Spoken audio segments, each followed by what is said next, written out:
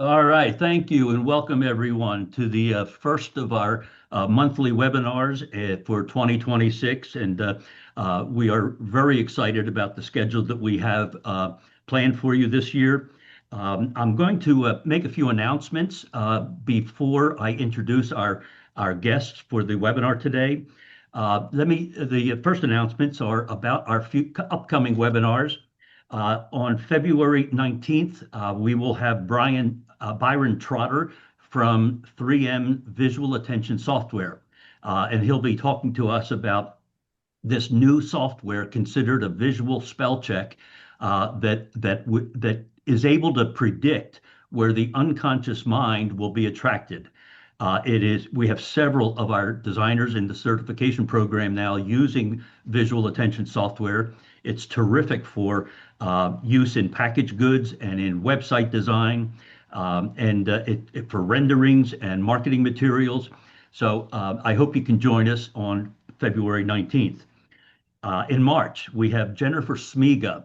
I just started working with Jennifer maybe 4 or 5 months ago. She helped us with the When Design Heals event at October Market. And she runs the Ultraviolet Digital Marketing Agency. And I will tell you, she's fabulous.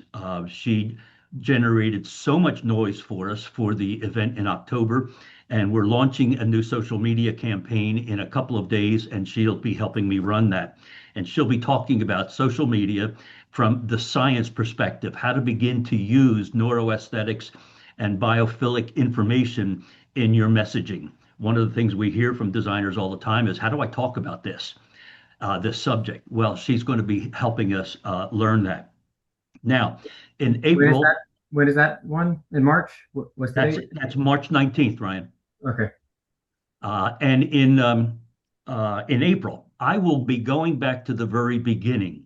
I'll be doing a intro to neuroaesthetics. And I want to do it because we have something very, very big happening in April. And I can't announce it yet, but it's kind of, this would be a great prelude, a review for everyone on just exactly what neuroaesthetics is. And biophilic design is, and how designers should be using it to help improve the health of their clients.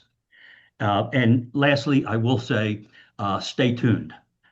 We will be announcing on February 10th in our newsletter something very, very big happening in April. I'm sworn to secrecy, so I'm only using this as a teaser right now. Sorry about that. But stay tuned because it's going to be extraordinarily exciting and so much fun for all of us. Okay, so let me introduce. We have an interesting blend of skills on this call. Now we have Jason Phillips, the CEO of Phillips Collection. We have Ryan Ranzino, the VP of Sales at Crystorama, our brand new partner at Science and Design. And we have Justin Alves, the head of design at Jola Interactive, a website development firm that works with many, many home furnishings companies in our industry. So welcome, gentlemen. So let's get started. We're talking about neuroaesthetics. We're talking about biophilia. And the question is, how do you think about those two disciplines when you're in the design of your products? Are you consciously thinking about filtering your design with science, or is it just organic? Has it just developed on its own? Um, let, let- Ryan, why don't you start? Sure. Sure. As a decorative lighting manufacturer, our work naturally kind of gets into the intersection of function and emotion. So we're not starting with like scientific terminology and designing backwards. Instead, many of these kind of like these principles, these design elements, they show up organically for us in the way we think about proportion or material or finish or light output. We pay close attention to how the light impacts the room and how it interacts with the space and how it softens the room, how it creates rhythm. But and we use materials. The materials that we use are like natural materials and hand blown glass, hand applied finishes, that type of thing. And those inherently carry that depth and that warmth that fall easily into that conversation. So while science is explaining the why those elements resonate well, the design instincts on our side often comes first when it comes to product design. You know, Richard Taylor is one of my faculty members and a specialist in fractal lighting, and he talks a lot about how dappled lighting, which is an interesting term for me, not being a lighting specialist. He talks a lot about how important dappled lighting is to the human species. Do you have a product that conveys or offers that type of shadow creating lighting? We do, and that's what I like about this whole getting to know you, Mike, and getting to know the science and design world, and kind of how that interacts with Crystorama's existing product line. That we've been making lighting fixtures since 1958. We've been doing this for quite a while, and it's Mm. nice to be educated in what's happening, but also realizing that we have a product library that fits well into this that we kind of didn't know it did. It was unintentional on our side. It wasn't intentional on the design side, but yes, to answer your direct question, we have lighting fixtures that have dappled lighting that create that kind of tree canopy kind of Yeah, dappled yeah. lighting where the lighting kind of reflects and creates shadowing on the floor or shadowing on the ceiling as the light sprays out. So yes, we absolutely have that, and that's a it's we didn't know it at the time during the design, but it's a nice thing to recognize it now. You're using the tree canopy example is perfect because it's Yes. an evolutionary inheritance, and that's why dappled lighting today is so important to us. Jason, how about you and Phillips Collection? Sure, I love that answer, Ryan. And I love we don't do much lighting at all, so that's an element I haven't even thought about is the casting of a shadow. And the tree canopy example makes a lot of sense. So Phillips Collection, we've been around 40 plus years, and Dad, who started the company, my father Mark, it's always been about working with nature, product that feels hand worked. So very much to Ryan's point, I think we stumbled upon the fact that we are quite far along this path by accident, but it was a happy accident, realizing that products that we responded to, that we design into with this nature bent, really celebrating nature, not only motifs, but imperfections, has been a real stamp of who Phillips Collection is on this industry. And it just so happens that all of that natural look has scientific evidence proven to extending life, improving health. I don't want to speak out of turn, but I feel like I've heard figures that wood grain in a room could lower your resting heart rate. So yeah, Yep. why don't we make everything with wood grain? Well, there are moments where you have to differentiate. So I'll digress and say I'm still, because I think we are very much on the forefront there. We do a whole different range of product, like large scale silver animals. There's nothing that I could speak about there that's calming, but it works in a nightclub, in a funky kitchen, and there's some science that has to play into that, which is what I'm interested in exploring next. Hmm. Yeah, you also do a lot with faces, Mm, Jason, and yes. and we know also that faces are very, very important to us, and we actually, as a species, we seek out faces, and they calm us. They make us feel better. So, you want to talk just a minute or two about the Yeah. different products with faces? We have a few different faces in the line, and yes, the triangle made from your eyes to your mouth is something that you've taught me, Mike, is what the first thing a newborn baby recognizes in the mother. So Hmm. we're seeking out triangles in nature. We're seeking out symmetries. Not exactly sure why symmetry. I think um, just something that's pleasing to the eye. Edges.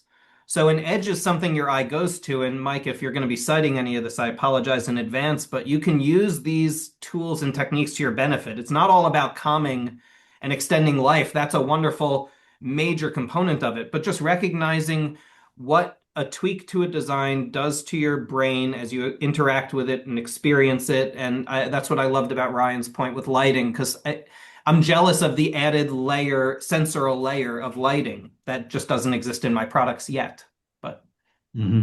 might make me start thinking that way. And Justin, I know that you're here for to talk more about website design and how you're using neuroaesthetics. Feel free to jump in at any time, okay? Yeah, I mean, the we obviously aren't using organic materials or things like that in our the digital landscape. Uh, but all of this stuff, I think, and kind of piggybacking a little bit of you, Jason, material uh, color choices. For us, it translates to typography choices, button styling, layouts, structures, things like that. Those kind of start to play into the neuroaesthetics and design psychology of how we're laying out building pages, how the user is experiencing the site. There's while they seem so separate, there is so much of an overlap of these things because it is about how someone is experiencing whether it's a furniture product, a piece, a lighting, or just a website itself. There is such an overlap between these. And we're going to be giving Justin a few minutes a little bit later in this talk to actually show an example of how he is thinking about neuroaesthetics in the design of a couple of web pages. So let me go on. Guys, do you actively think about how design improves health when you're creating product? We now know, and here's the connection, we now know that beauty improves health. We now know that designers create beauty, and your products are the mechanism they're using to create beauty. So is health a thought process for you as you or part of your DNA? And if it's not yet, should it be? Yeah. Ryan? So, like, we historically we haven't framed our work in terms of health outcomes necessarily, but we've always thought about comfort and mood and livability. And lighting has a giant impact on how a space feels and whether it energizes or it soothes or even overwhelms a space. So, as the research becomes clearer here, and it's pushing us to be a little bit more intentional, so not necessarily to make health claims, but to acknowledge that our design choices influence a daily experience. And that carries a responsibility for all of us manufacturers. Yeah, really well said, Ryan. I think my answer echoes that, so I won't duplicate what you said. I'll just add to it. Being intentional, this is now like a superpower that we have, and Mm-hmm. we're kind of learning as we go. So when you're coming up with a product and you know that stone is cold and metal is cold and wood is warm, and what's the goal of this? Is this indoor? Is this, feeling large scale like it's going to go in a mountain home? Okay, I probably should lean into wood and hand worked metal. Something about that feels right. But just the intentionality in what we design in both directions. So you can design calming, you can design abrupt pieces, and there's a place for all of them in the market. What Phillips has been doing, I think, by accident, by happy accident, is playing in this space all along. What I think about, what keeps me up at night is the idea of fast fashion. So, not to go off on too much of a tangent, but pieces that resonate with you, not just today or for the next 5 years, but maybe forever. If we can sell you a table, it's a little counterintuitive that you don't need to buy again because we just did such a good job. It's going to last forever. It's timeless. You're not going to buy another table from me. That's bad. But I prefer to play on that landscape. Let's design things that are not disposable. It's very easy for any of us in this industry to buy what the industry considers the obvious choice. There's a lot of safety and low price point, mass market appeal, but that's fast fashion, and it will be put in a landfill one day. So Mm-hmm. I think about the full ecosystem of our footprint, our aesthetic, and trying to be a steward and make some of the bigger companies start thinking this way. Sometimes the impact we could have could be an Ashley Furniture, not to put them on the spot, or an IKEA to say, let me pay a little more attention to this. And then you have global change. Mm-hmm. It's interesting you use the word superpower. In a small digression here, Susan Magsamen is the executive director of the Arts and Mind Lab at Johns Hopkins University. And she says that beauty and the arts are the new superpower in design. And it's Wow. really it's fascinating. Here's the academic, the scholar in our industry, in the world of neuroaesthetics, perhaps the number one educated authority in the subject, talking about how beauty and the arts are the superpower in design. So it's a great word. So Jason, I know that you're going to be continuing to offer biophilic nature-based products, but Ryan, how about you and Crystorama? I know you have a nature collection. Will you be adding product in the future that might be based on nature and biophilia? Yeah, definitely. But we will be doing it, but thoughtfully. We're not looking at biophilia as like a checklist. We're viewing it more as like a lens where we're focusing more on how the light spreads and softens through materials and using gentler shapes or designing layered lighting that feels natural and balanced. So that's kind of how we're mixing those elements into our design conversations. So it's definitely part of it. I mean, our best-selling collection, it's no secret, is our brooch collection, and that is all about organic flows and shadowing. And so yes, we keep expanding Oh, on it. wow. Yeah, That's cool. it's every time we come out with something, we're like, okay, another brooch SKU, and designers and our retailers love it. They embrace it. They order it for display. They order it for their customers. It's fun to watch. Mike, I Yeah, know this comes up. Oh, go ahead, Justin, please. I've been no, no, talking no, a lot. no. You're totally fine.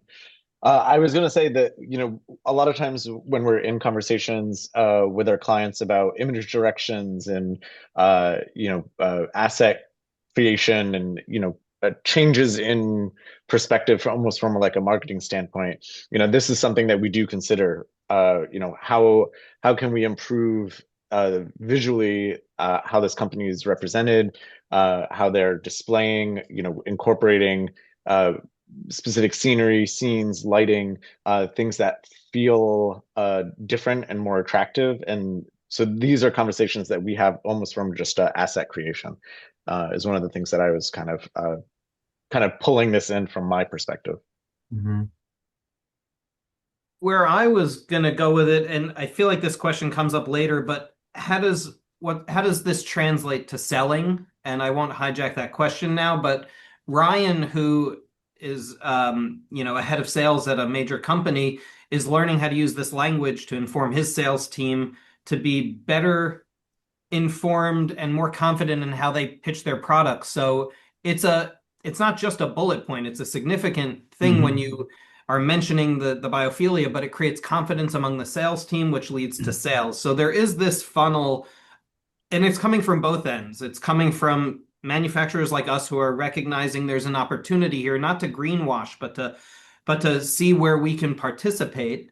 And then on the other end, designers that are on this call that are starting to use vocabulary like a neuroaesthetic designer are going to be seeking out companies using the same words. So much of this Mm-hmm. has to come back to operating a business, whether it's from our end or for Justin's end, or from a designer who's on this calls. And the more informed you can be about a topic this important, the better it will do for your business. I think about Absolutely. brands like Patagonia that are on the real, they're the real pioneers and mission setters, and the mission statement is bigger than the jacket they sell, and we strive to be Patagonia one day. And this is another necessary component. It's no longer just, oh, that's a pretty piece, I'll buy one.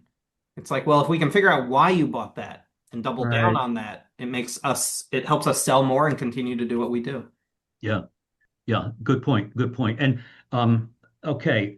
So let me ask this. Are either of you looking at color as a possibility for future product? One of the things we know that it's part of our evolutionary inheritance is the whole idea of color contrast and color intensity. This is part of our DNA that we're attracted to both of those elements.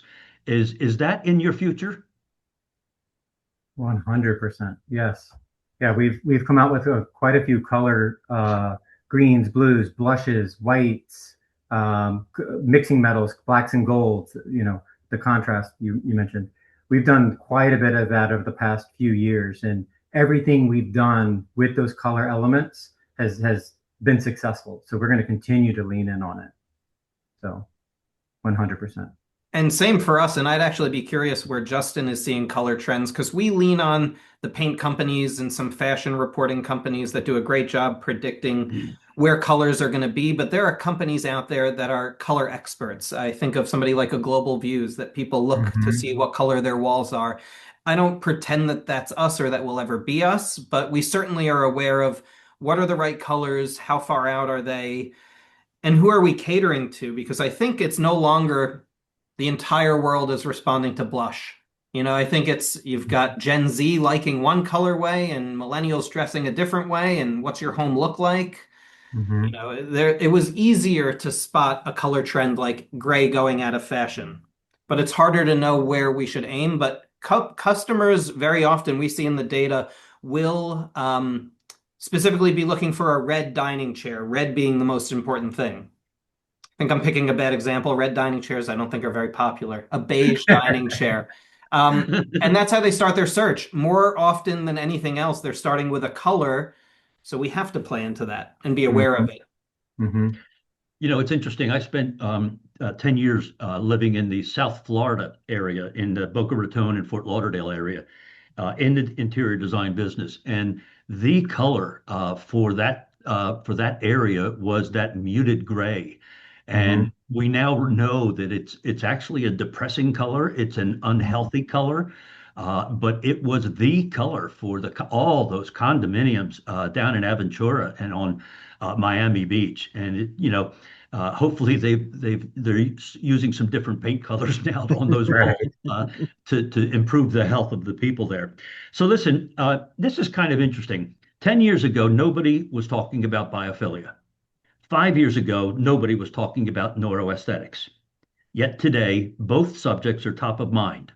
So really the question for you is, are you seeing this as a trend, or do you think those disciplines are here to stay? Yeah. We don't see this as passing trends. We see this movement as language that is catching up with our intuitions. Designers and manufacturers know that our environments that they impact people and they impact moods.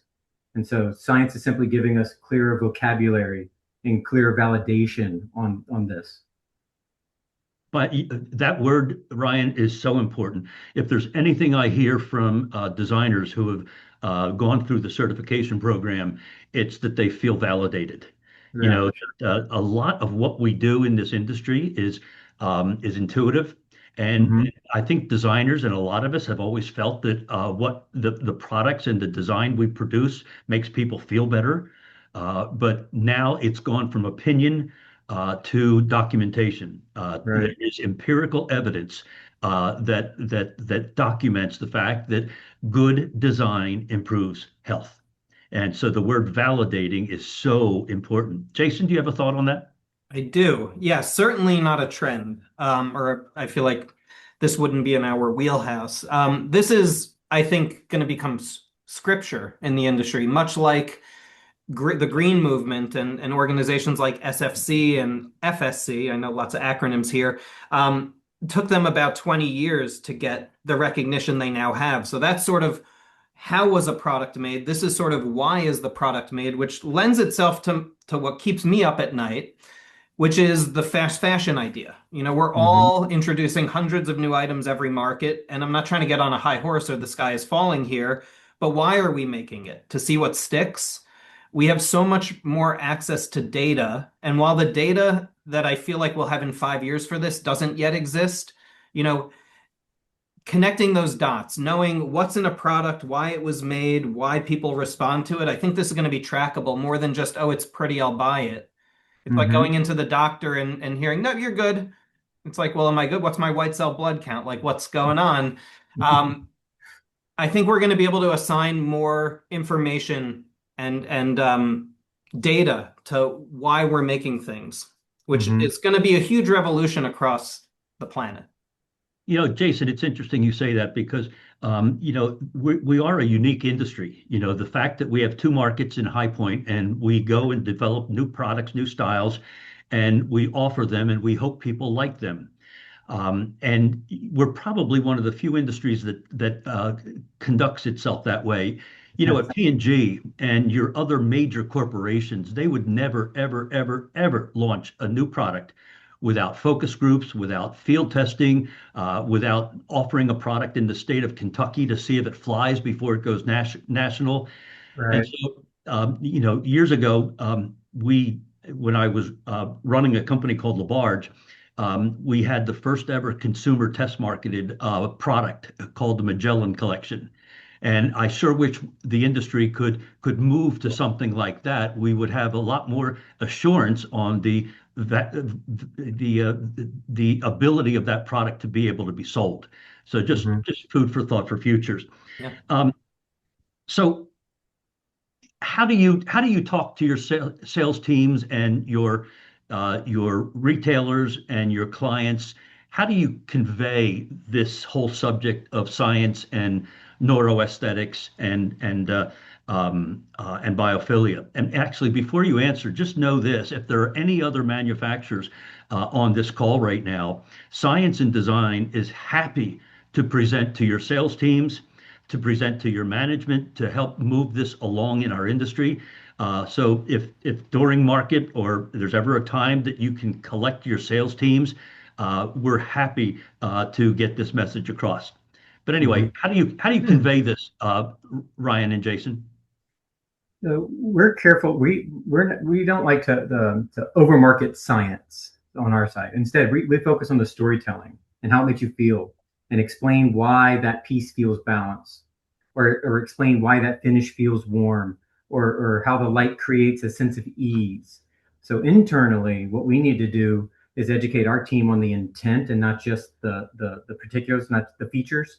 And externally, we need to equip our designers with tools so they can articulate the feeling and the intention behind it. And it's not just about the product specs. I'm smiling here because my mind's going in a few different directions, but yes, it's all about storytelling. I think Mm-hmm. some customers, let me just not make it about Phillips Collection, Crystorama, walking into Crystorama, they want to, they might just like the product because it's beautiful, and then the way that you close that is, and doesn't it make you feel good? If that customer says, why does it make me feel good? And Ryan's reps don't know how to answer that, that's a problem. So arming them with as much data as possible so they're informed, almost an authority, because customers will, in 6 months or a year time, we're going to be hearing a lot more people come in, looking, are you guys biophilic? Are you guys green? Mm-hmm. Um, I think some customers in a fast sale, and I keep going back to this fast sale, what's going to sell the product, does it come with mounting hardware, and can I return it? No questions asked. But when you get into the higher end, how does it make you feel and why? I think the Hmm. customer cares. And I think the moment to educate them, where you're not claiming it's going to extend their life, but you don't just feel good when you're in this room, it's going to calm you. There's actually data saying it will lower your resting heart rate. Whereas when you're in the kitchen, you want it bright. It's a different feeling.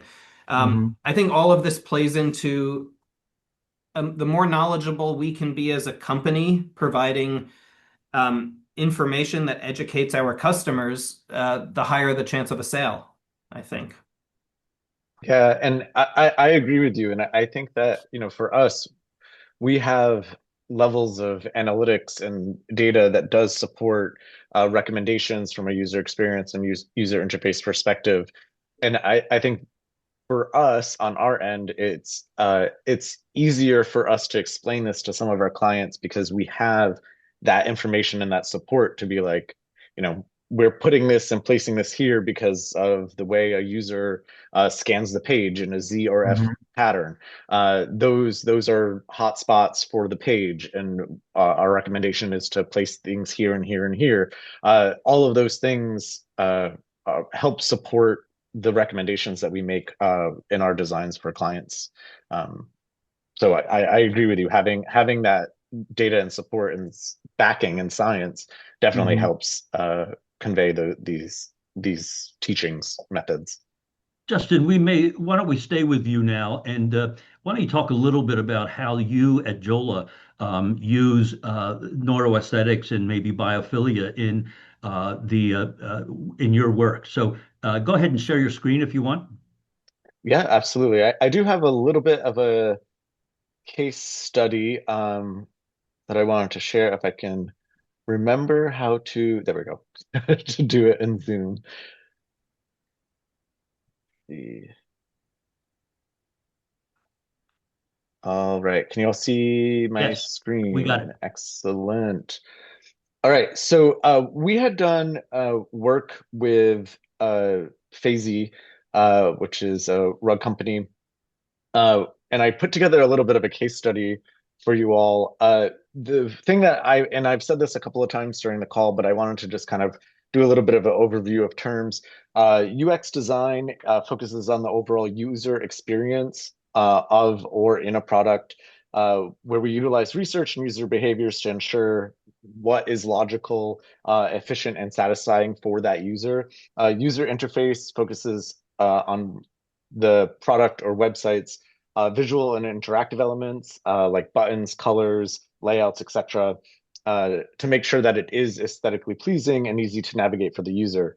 And while research and testing play an important role in these living and breathing products, there are other aspects that we utilize that are rooted in human behavior. And so those things, like I was just saying, kind of inform the decisions, recommendations for any of the designs and sites that we do. So just to kind of quickly, I don't want to take up too much time, but I wanted to just bring up this case study. So here we're looking at the previous site for Feizy that we had done, specifically focusing on the product detail page, just because there is so much information and content that is involved on these pages. On the right is just a snapshot of the new product detail page. So just quickly visually, you can kind of see these differences that have developed for these pages as we updated the site layout and structure. And just to kind of pull in a little bit on here, what we really wanted to focus on is elements on the page itself. So speaking about more organic, more friendly, more welcoming things, we included a lot of curvature and subtle curvature throughout the site design. Makes it feel a lot more welcoming for a user. You can see any sort of actionable items, bullets, selections have a little bit of a curvature to them. We also specifically are looking at how that user is navigating and exploring that page. I've just talked a little bit before about Z pattern and F pattern scanning. We all know we generally don't read when we're on websites, and what we do is really scan. And this is kind of a psychology element of how people are utilizing an interaction with products. So here, utilizing a Z pattern for key areas of information on the page. So as someone is kind of scanning, they can quickly jump to the information that they specifically want. So this is an example of how we're utilizing Z pattern layouts and to accommodate those just natural behaviors of the users. We also are specifically grouping things. So here you can see any sort of specific content, information details are grouped in one specific area. And then we're grouping key actionable items. So you have ability to choose colors or sizes. All of those things are there. Anything that is kind of extra or requires a further layer, like say inventory, we're not displaying that all up front because it can just clutter the page and make things a little bit more busy. So what we do instead is we kind of tuck things away. We have opportunities for users to focus on the specific things that they're looking for. So if they want inventory, they click inventory and they get inventory. We're not overwhelming them with information, keeping things as streamlined as possible. We also get into color. Some of this is always dictated by a brand's guidelines, a brand's color palette. But in some cases, we can make some recommendations. So here, we're playing with, instead of a stark white, utilizing some lighter grays to kind of calm and cool the page down a little bit. We also introduced some serif fonts just to soften the page a little bit more, soften things for the user, and focusing on having sans serif fonts be where actionable items are. It's easier to read for users, and it kind of calls out these actions a little bit more. Calling out key things, search, menus, things like that, using iconography, which can be a little bit more organic and familiar with users. There's a specific language that kind of it just naturally has kind of been developed for web. People see these, half circle and circle. They're relating it to a person. That's my account, right? That's where I Mhm. log in. Some of these things are just becoming a natural language in how we develop things. And I'm kind of, speeding through this. But with these changes that we made, I think numbers really speak well. We had over 30% of increase in sessions site wide. So more visitors reaching higher value landing pages, 22% increase in events. So form fills, conversions, sales, 31% in returning users, and then engagement on the site of 4+ minute longer engagement on the site itself. And these numbers were taken, I think, 1 or 2 to 3 months after we launched. So those are pretty big increases from Mhm. just initial launch.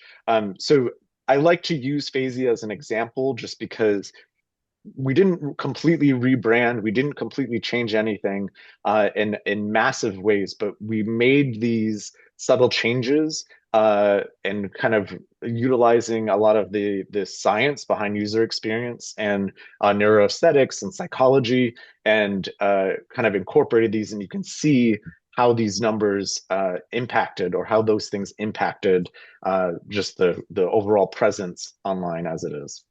Mhm.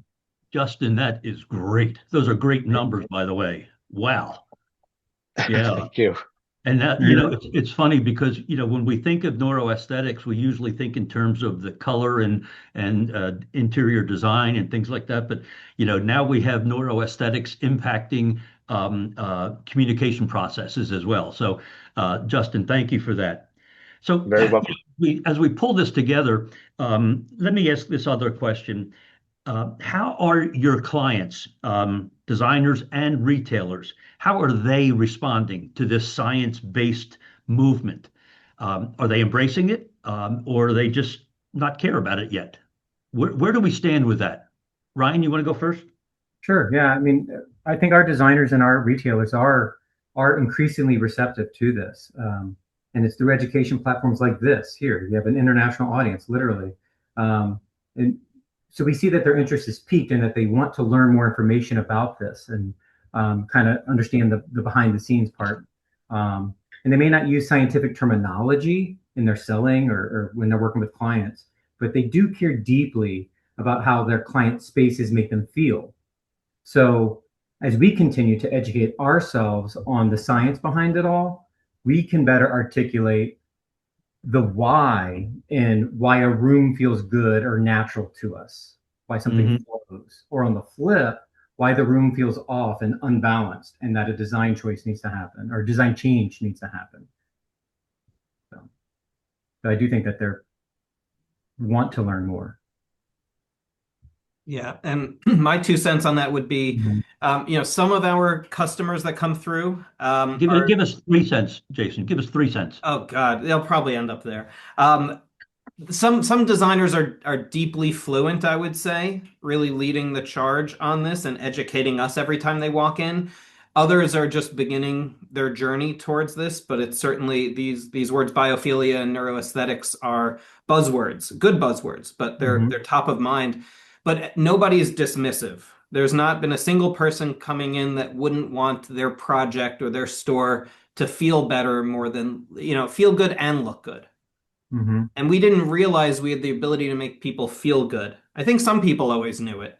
Maybe somewhere at our core, we knew that a product that referenced nature and things that we didn't realize were in our DNA to observe. I think somewhere deep down, we knew that that was working for us. But how often in our lives, and I'm in my 40s, I know some people on this call have experienced more, are you presented with new science, new findings that's completely compelling with this sort of platform of somebody like a Mike willing to share? I'm reminded 15 years ago with Sustainable Furnishings Council, Jerry Cooklin, who I'm going to blank on the name of his company, got on a table and shouted at the room that we're all greenwashing and you really have to step up. And it was a jarring moment. And I feel like, Mike, you are leading this very obvious movement towards we all need to be aware of this. It benefits some of our businesses. I think it's interesting to everybody. Mhm. Um, Why do we make certain decisions with what we surround ourselves with? It's profound. Hmm. What's profound about what you just said, Jason, is that we need to internalize as an industry what science knows. Hmm. Science thinks of us, everybody on this call, they think of us as an alternative health resource. And we need to own it. We need to talk that way. We need to be confident in understanding that by creating beauty, we lower heart rate, we lower blood pressure, we create bursts of serotonin. My gosh, that's the dream. I mean, that's the dream for me anyway. And I'm hoping that all of us on this call can internalize some of that feeling. And it's funny. Um, Jane Dagme and I did an event in April of last year called Designing Wellbeing, and we had probably 80 designers attend the event. And probably the number one, if not complaint, was maybe concern from those designers was they wished manufacturers would get up to speed on this whole subject of neuroaesthetics and biophilia. Now, I'm not talking to the two of you. I'm really talking to the rest of the industry and anybody that's on this call from the rest of the industry. What can our industry do to speed up this movement? Frankly, we're leaving money on the table. The value perception of our industry can be so greatly enhanced by speaking the language that designers are already speaking. And so, what can our industry? This is a big question, and I understand that. But Hmm. what can our industry do? Through our various associations to speed up this movement and get to where we need to be faster in understanding that we are an alternative health resource. Hmm. So go ahead and blow that one up for me. Sure. So, it would be hard for our industry to become medical experts, but I do think that we all need to slow down and listen and design with intention. That's the big one, is design with intention, understand the science behind it. That means like better education and staying in the know and doing collaborations like this and getting involved in the industry events like this and acknowledging that our work shapes everyday well-being, even in small ways.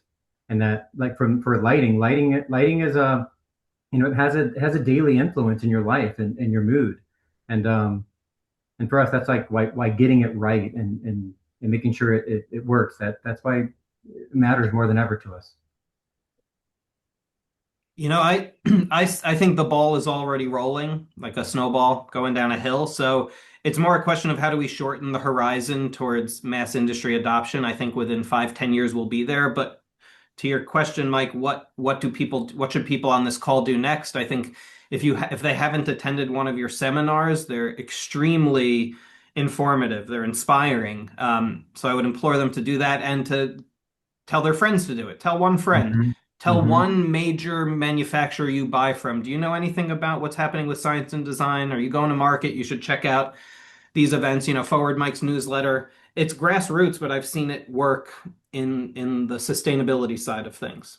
Hmm. Well, there's no question it's working. 7 years ago, when I started this whole thing about science and design, I remember doing a presentation at the Dallas Market Center, and there were 15 people there. Hmm. Um, and now for this call today, we had 165 people sign up for this webinar. So and I know that what's coming up in April, we're going to have 1,000 people in a room. So that's how exciting this whole thing is. That's Um, awesome. yeah. So anyway, so listen, before we go to questions, Q&A from the audience, I want to mention a couple of other things. If you have not gone to the Crystorama website yet, you need to go onto the website and look at the blog that they just posted, I think a day or two ago. Use it for wording, use it for key phrases. My God, it's just so well written, and it's proof positive that they get it. And so go to the website and do that. Secondly, Thank you. if you're not signed up for our newsletter yet, go to scienceanddesign.com and sign up for our newsletter. We do a monthly newsletter, and on February 10th, as I mentioned earlier, we have a big announcement coming up in that newsletter. If you liked this webinar and you want to see more of information and education like this, go to the website and go click on webinars. All of our past webinars have been recorded and they're on the site now. And lastly, you've heard me mention the certification program. We have a science and design certification program. We now have a couple of hundred designers who have completed the course and are proudly displaying the gold science and design certification bar. It's 22 classes. It's online. It's self-paced. And it's changing, it's changing the lives of interior designers. That word validating keeps popping up all the time. It's very cutting edge. It's taught by faculty members from Johns Hopkins University, the Penn Center for Neuroaesthetics, and other major institutions. So please consider doing that. All right, now let's go to Q&A. I'm going to dive into the chat a little bit and see if there's any questions there.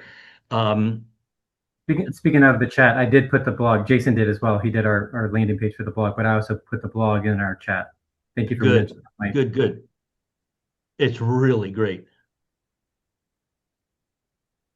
Okay, I'm going through. I'm looking for any questions from people. There's Suzanne from Sweden telling us she's from Sweden, but she's currently in the Bahamas or in the Caribbean somewhere.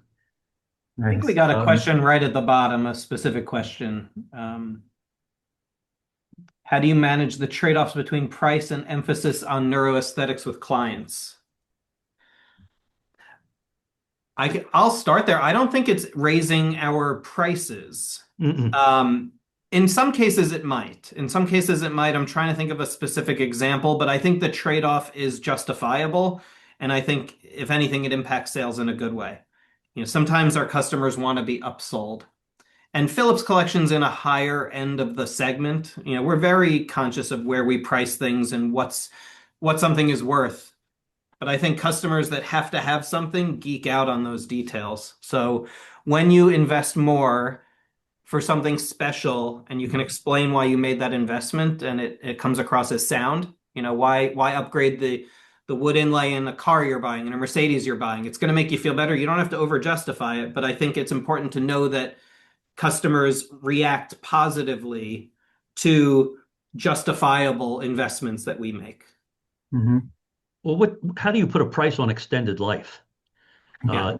Think about that. I know Jason Mark talks about how important this is in extending the life of the individual. So what is the price point for extending someone's life because we're making them healthier?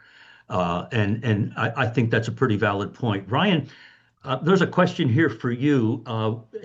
There's a word or two missing, but when you say you explain that it feels good, and you don't rely on science, what do you use to explain the reason? I'm not sure I totally understand that. Can you touch on that? Yeah, I think that's in reference to our product design process, that we're not using, or we weren't intentional in using science to develop product. So I think the question is, so what do we use?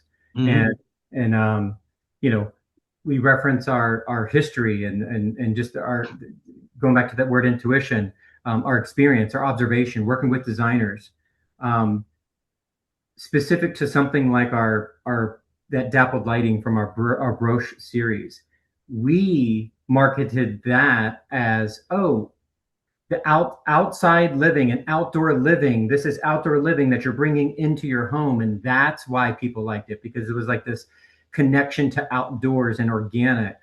And you check that off. Sure, that works. But I think once we start learning from you, Mike, on the science and design of it, and then it's really about the light patterning and that kind of thing. And that's really the tie. Yeah, there's an outdoor element to it for sure.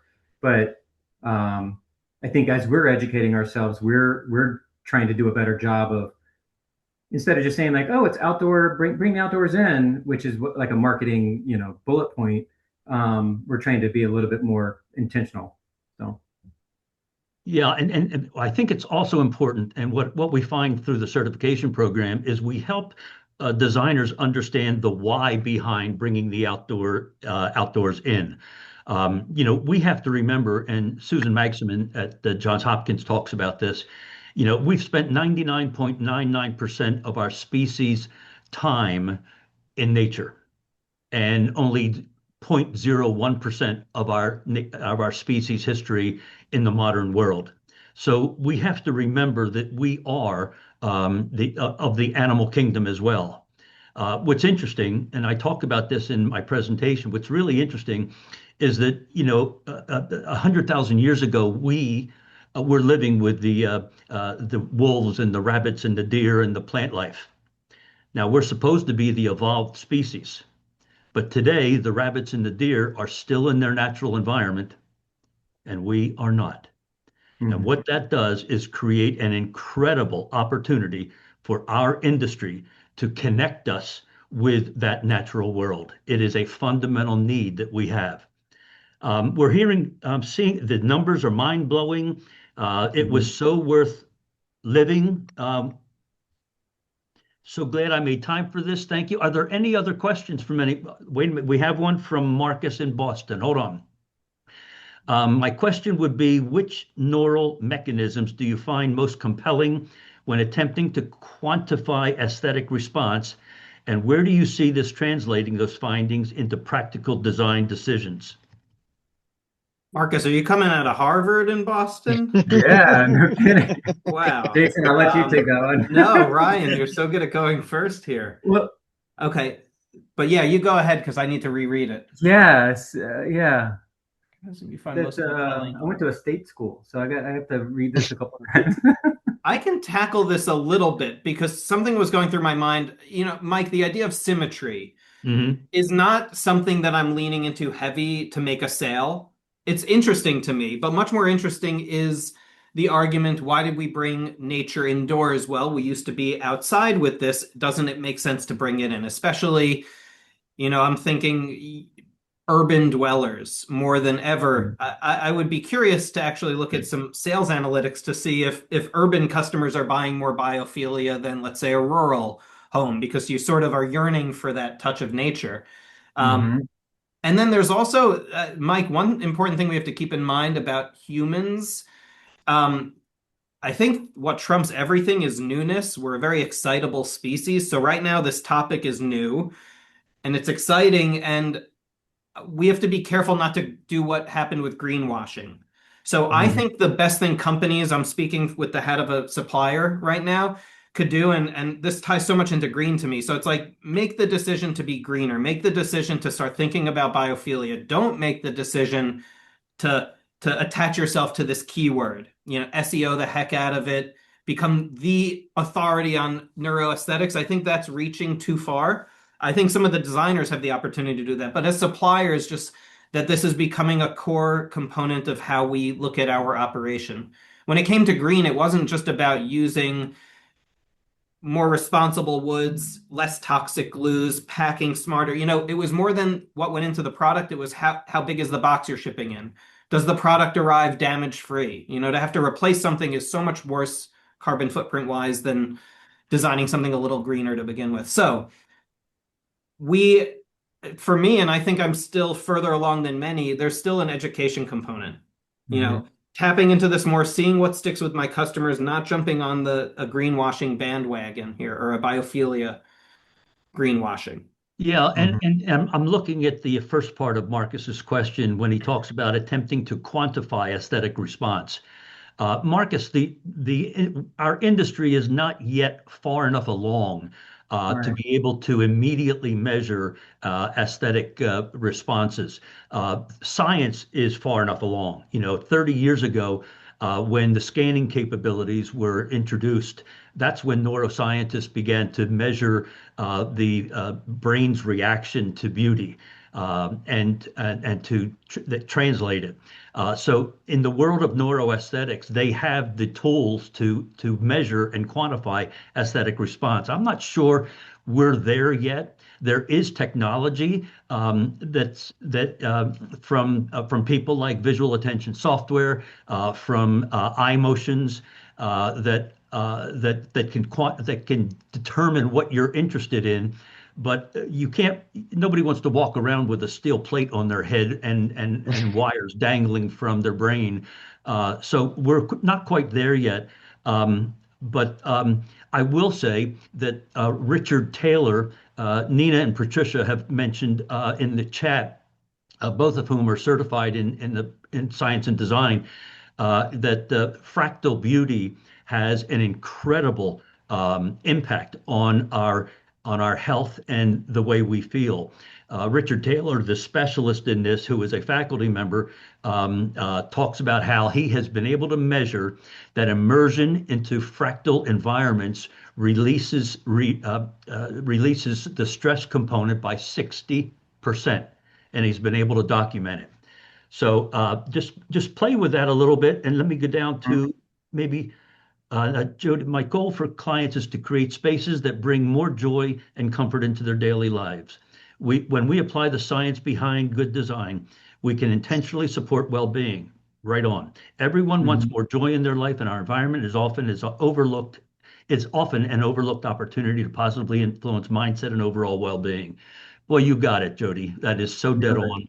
And listen, folks, Ty Farrow, the noted architect out of Toronto, and a huge keynote speaker around the world over the last 7 or 8 months, keynoting in Barcelona, Brazil, Singapore, says that design is the next frontier in public health.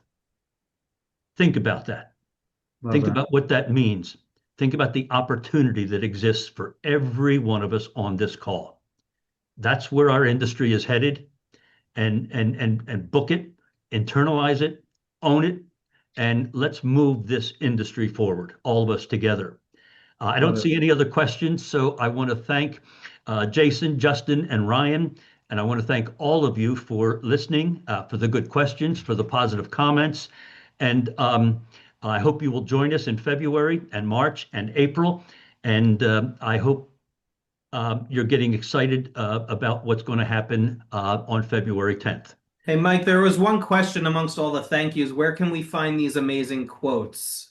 I don't know which specific, but should they go to your website? Yes, go to my website and actually feel free to reach out to me. I talk to 3 or 4 designers every day. So reach out to me at mike@scienceanddesign.com, and I'll be happy to answer you.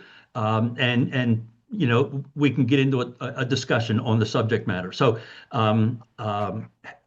God, Jason, you are so quick. Gee, I'm trying. God, I'm finishing my sentence and you're already putting my, geez. Sorry. Anyway, all right. Thank you much, everybody. And we're going to sign off now. Thank you to my guests and to all of the attendees. Have fun. Thank you, everyone. Bye, We'll see you next month. Bye, guys. Thank you.